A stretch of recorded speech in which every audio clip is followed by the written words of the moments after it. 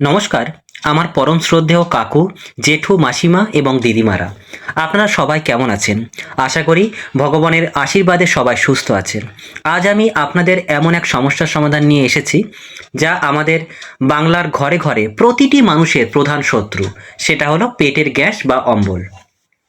আপনারা কি জানেন আমাদের শরীরের অর্ধেক রোগের জন্ম হয় এই পেট থেকে? পেট পরিষ্কার তো সব রোগ পরিষ্কার। অথচ আমরা একটু বয়স হলে বা ভুলভাল খাবার খেয়ে ফেললে কি করি? মুঠো মুঠো গ্যাসের ওষুধ খাই। দিনের পর দিন এই ওষুধ খেতে খেতে আমাদের লিভার আর কিডনির অবস্থা 12টা বেজে যাচ্ছে। আজ আমি আপনাদের গ্যারেন্টি দিয়ে বলছি, আজকের এই ভিডিওটা দেখার পর আপনাকে আর একটাও গ্যাসের বড়ি কিনে পয়সা নষ্ট করতে হবে না। আপনার রান্নাঘরে থাকা একদম সাধারণ একটা জিনিস দিয়ে আমি এমন এক জাদুকরী উপায় বলে দেব, যা খেলে মাত্র 10 সেকেন্ডের মধ্যে আপনার পেটের জমে থাকা গ্যাস বেরিয়ে যাবে। শুধু তাই নয়, যারা দীর্ঘদিনের কোষ্ঠকাঠিন্যে ভুগছেন বা সকালে পেট পরিষ্কার হয় না, তাদের জন্য আজকের এই ভিডিওটি আশীর্বাদের মতো হতে চলেছে। বিশ্বাস করুন, আজকের টিপসটি সম্পূর্ণ প্রাকৃতিক। আমাদের পূর্বপুরুষরা, মানে আমাদের ঠাকুরদারা, ঠাকুমারা এবং এই নিয়মেই তারা সুস্থ থাকতেন। আপনি আজ জানবেন কিভাবে কোনো পার্শ্ব প্রতিক্রিয়া ছাড়াই সারা জীবনের জন্য গ্যাসকে বিদায় জানাবেন আর কোথাও যাবেন না। কথা দিচ্ছি, এই কয়েক মিনিট আপনার জীবনের অমূল্য সময় হতে চলেছে। তো সমস্যা কেন হয়, এবার একটু তলিয়ে দেখা দরকার। আমাদের এই গ্যাসটা আসলে কেন হয়? ডাক্তারবাবু বা বিজ্ঞানের ভাষায় যাওয়ার আগে আমি আপনাদের সহজ ভাষায় কয়েকটা বাস্তব উদাহরণ দিয়ে বোঝাই।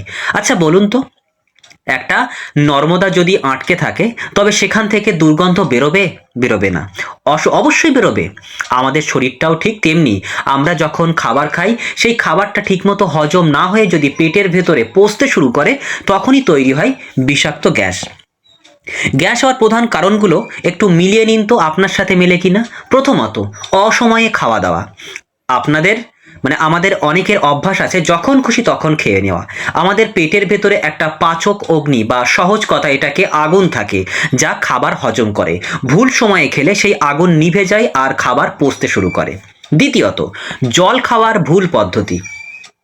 খাবার খেতে বসে ঢক ঢক করে জল খাওয়ার অভ্যাস অনেকের আছে। এই কাজটা হলো খাবারের আগুনে জল ঢেলে দেওয়ার মতো। এর ফলে খাবার হজম না হয়ে অম্বল অম্ল তৈরি করে। তৃতীয়ত, শারীরিক পরিশ্রমের অভাব। বয়স বাড়ার সাথে সাথে আমাদের হাঁটাচলা কমে যায়, ফলে নাড়িভুড়ি তার কাজ ঠিকমতো করতে পারে না।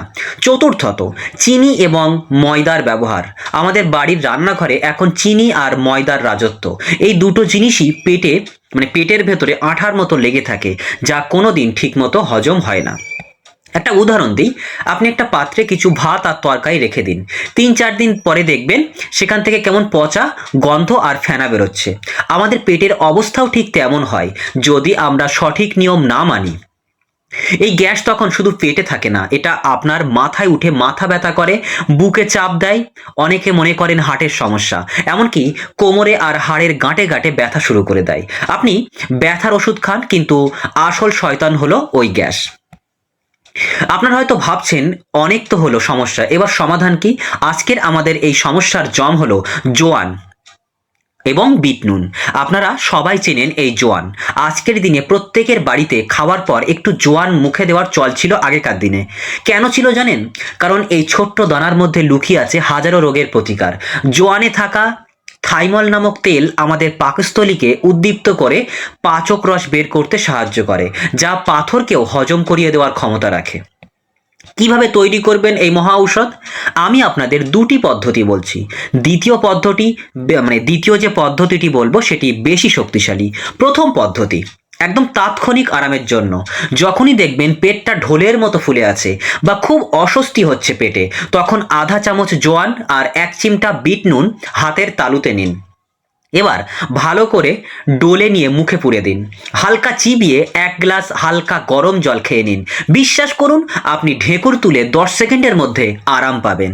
দ্বিতীয় পদ্ধতি, এটা সারা জীবনের জন্য রোগ মুক্তির। প্রথমে 1 চামচ জোয়ান শুকনো খোলায় বা কোনো হাঁড়িতে বা কোনো পাত্রে হালকা করে ভেজে নিন। খেয়াল রাখবেন যেন পুড়ে না যায়। এবার এই জোয়ানটা একটু গুঁড়ো করে নিন। প্রতিদিন রাতে শোবার আগে বা দুপুরে ভারী খাবার খাওয়ার 30 মিনিট পর 1 গ্লাস ঈষদুষ্ণ হালকা গরম জলে ওই গুঁড়ো মেশান এবং তাতে সামান্য বিট নুন দিন। এবার এটি চা খাওয়ার মতো করে ধীরে ধীরে চুমুক দিয়ে খান। এর উপকারিতা কি জানলে চমকে উঠবেন। আপনার হজম শক্তি রকেটের গতিতে কাজ করবে, পেটে কোনোদিন পুরনো মল জমে থাকবে না, খিদে বাড়বে এবং শরীর ঝরঝরে লাগবে। যাদের সারা বছর সর্দি কাশি লেগে থাকে তাদের জন্য এটি দারুণ কাজ করে। তবে হ্যাঁ, সব জিনিসেরই একটা নিয়ম থাকে। কিছু মানুষের জন্য এই জোয়ান খাওয়ার ক্ষেত্রে সাবধান থাকতে হবে। যাদের শরীরে অতিমাত্রায় অ্যাসিডিটি বা পেটে আলসার রয়েছে তারা জোয়ান খাওয়ার আগে একটু সাবধান থাকবেন বা ডাক্তারের পরামর্শ নেবেন। গর্ভবতী মহিলাদের জন্য এটি এড়িয়ে চলাই ভালো হবে। যাদের লিভার গুরুতর সমস্যা বা সিরোসিস আছে তাদের জোয়ান বেশি খাওয়াটা ভালো হবে না। আর মনে রাখবেন, কোনো কিছুই অতিরিক্ত ভালো নয়। দিনে 2 বারের বেশি খাওয়ার কোনো প্রয়োজন নেই। আমার শেষ অনুরোধ, বিনা কারণে গ্যাসের বড়ি খাওয়া বন্ধ করুন। প্রকৃতির দেওয়া এই অমূল্য সম্পদ ব্যবহার করুন, দেখবেন আপনার শরীর আপনাকে ধন্যবাদ জানাচ্ছে।